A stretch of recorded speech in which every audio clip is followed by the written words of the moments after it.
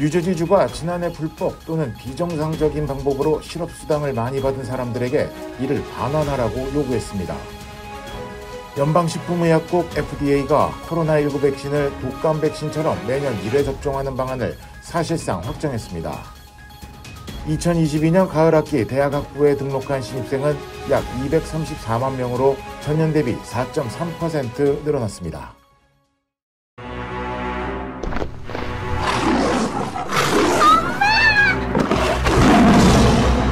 메리 안 돼!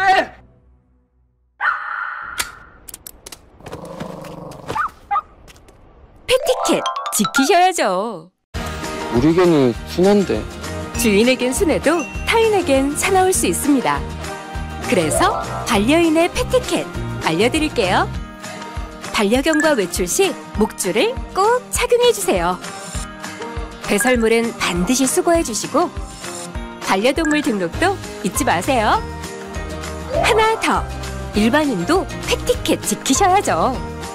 예쁘다고 함부로 만지지 마세요. 쉿! 반려견 앞에서 큰 소리를 내거나 갑자기 달려오면 놀랄 수 있어요.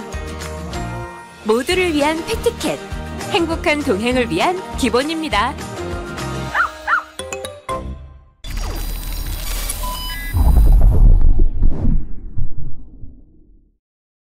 뉴저지주는 최근 2022년 한 해 동안 실업수당을 받은 실업자 중 7만 6,444명에게 과다 지급 통지서를 보내 정상적인 수혜액을 제외한 과다 수령액을 반환하라고 통보했습니다.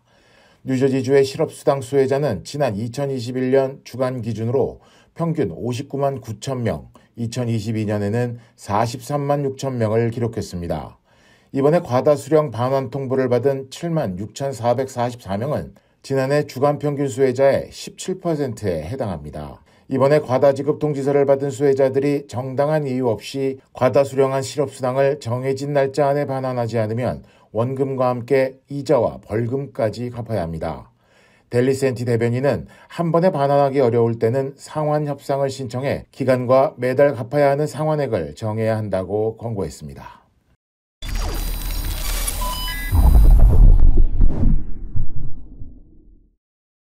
연방식품의약국 FDA가 코로나19 백신을 독감 백신처럼 매년 1회 접종하는 방안을 사실상 확정했습니다.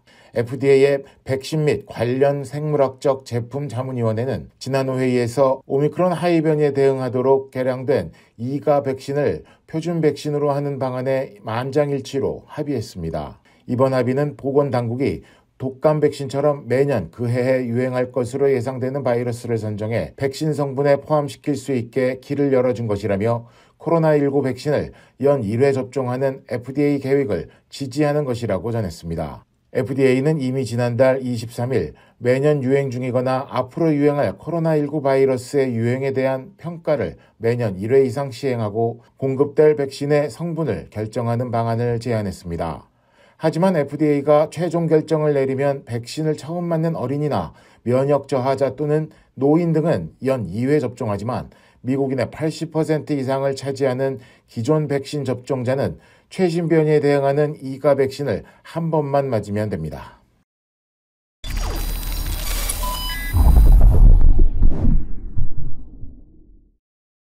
지난해 가을 학기 대학 신입생 등록이 크게 증가하면서 코로나19 팬데믹으로 인한 대학생 감소세가 안정될 기미를 보이고 있습니다. 코로나19 백신 접종률이 높아지고 코로나19를 독감처럼 취급하는 분위기가 조성되면서 많은 대학들이 온라인 강의를 없애고 오프라인으로 전환하는 것이 영향을 미친 것으로 파악됐습니다. 전국학생정보연구센터에 따르면 2022년 가을 학기 대학학부에 등록한 신입생은 약 234만 명으로 전년 대비 4.3% 늘어났습니다. 하지만 전체 대학생 등록은 여전히 부진합니다. 2022년 가을 학기 대학생은 약 1,816만 명으로 전년 대비 0.7% 줄었습니다.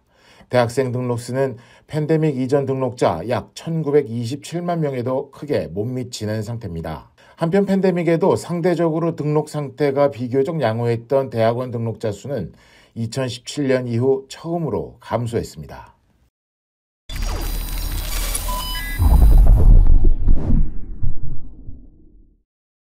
연방하원이 사회주의를 규탄하는 결의안을 채택했습니다. 사회주의로 역사에 큰 범죄를 저지른 지도자에는 북한 김정일과 김정은이 포함됐습니다. 보도에 김양순 기자입니다.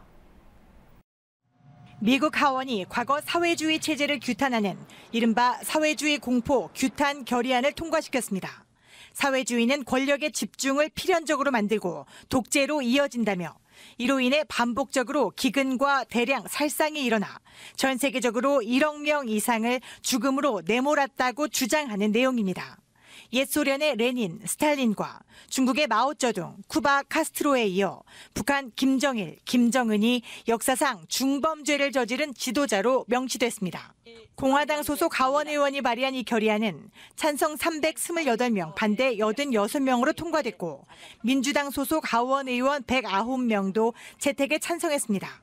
사회주의 규탄 결의안은 지난 2021년에도 하원에서 발의됐지만 상임위 안건에 오르지 못하고 폐기됐었습니다. 한편 미 국무부는 토니 블링컨 국무부 장관이 중국을 방문해 북한 문제와 관련 메시지를 보낼 것이라고 밝혔습니다. 미국과 동맹을 위협하는 북한의 지속적인 도발에 대해선 상응하는 대가와 결과가 있을 것이라고도 강조했습니다. It's important, again, not for our own interest, but for the purposes of regional peace and security, that countries around the world hold the DPRK to account and send a very clear signal to the North Korean regime. 미 국무부는 이어 북한이 핵에는 핵이라고 강대강 대응을 천명한 데 대해 한반도 비핵화 원칙에는 변함이 없다며 북핵은 한미일이 집단적으로 마주한 도전이라고 규정했습니다. 워싱턴에서 KBS 뉴스 김양순입니다. 뉴저지 여성 시의원이 차 안에서 수차례 총상을 입고 사망했습니다. KBTV 김은지 기자가 취재했습니다. 뉴저지 세이어빌시 소속 30세 유니스 듀포 시의원은 어제 저녁 7시 30분경 자신의 차 안에서 여러 발의 총에 맞아 사망했습니다. 현재 뉴저지 경찰은 이번 사건이 의도된 총격 범죄로 보인다고 추정하고 있으며 사건의 경위 파악에 집중하고 있습니다. 총에 맞은 듀포 의원의 차량은 약 100피트를 이동하며 인근에 주차돼 있던 2대의 차량을 들이받았습니다. 2022년 의원으로 선출된 듀포어는 공화당 소속으로 3년 임기의 의원직으로 활동 중이었습니다. 그 외에도 비즈니스 분석가이자 파트타임 응급구조요원으로 지역사회를 위해 바쁘게 일해왔습니다.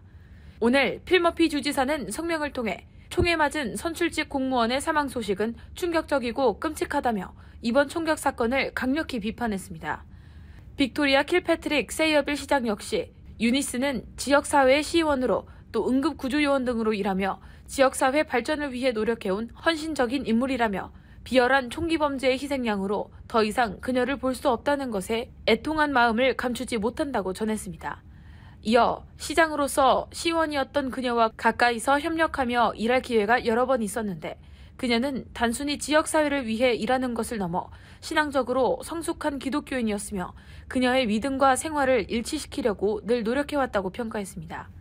이번 30세 여성 시의원을 사망에 이르게 한 총격 사건 조사를 위해 세이어빌 경찰과 미들섹스 카운티 검찰청이 수사를 벌이고 있으며 아직까지 총격범은 잡히지 않았습니다.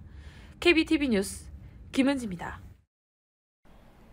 어젯밤 사우스 LA를 지나던 차량에서 총격이 발생했습니다.